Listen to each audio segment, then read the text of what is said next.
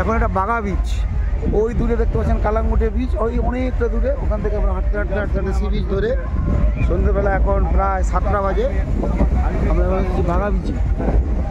কালাঙ্গুটে থেকে বাঘা বিচে এসেছি। কালাঙ্গুটের থেকে বাঘা বিচ অনেকটা নিরিবিলি, এখানে লোকজন তুলনামূলকভাবে কম, দেখতেই পাচ্ছেন। উৎসবের মেজাজ, উৎসবের মাঝে এই সব ওই চেয়ার টেবিল পাতা রয়েছে বেশিরভাগই। এখানে তো আপনারা জানেন অ্যালকোহল ফ্রি, এখানে কোনো পুলিশি ধরপাকড় নেই, কিছু নেই।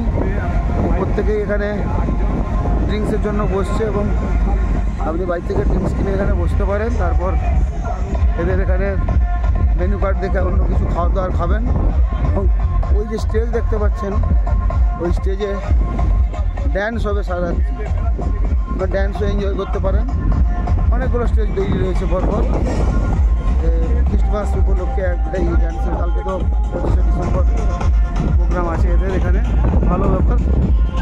দেখতেই পাচ্ছেন এই বাঘা বিচে অনেকটা ফাঁকা ফাঁকা, কালাঙ্গুটে জনপ্রিয় বিচ কালাঙ্গুটেটা। বাঘা বিচ অনেকটাই ফাঁকা। এটা বাঘা বিচ চলে এসেছি আমরা।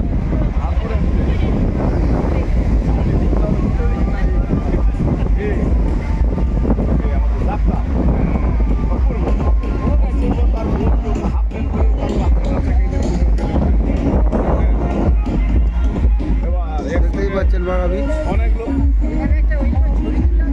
আসো, এইখানে বিভিন্ন মানুষ বিভিন্ন রকমভাবে ছবি টবি তুলছে।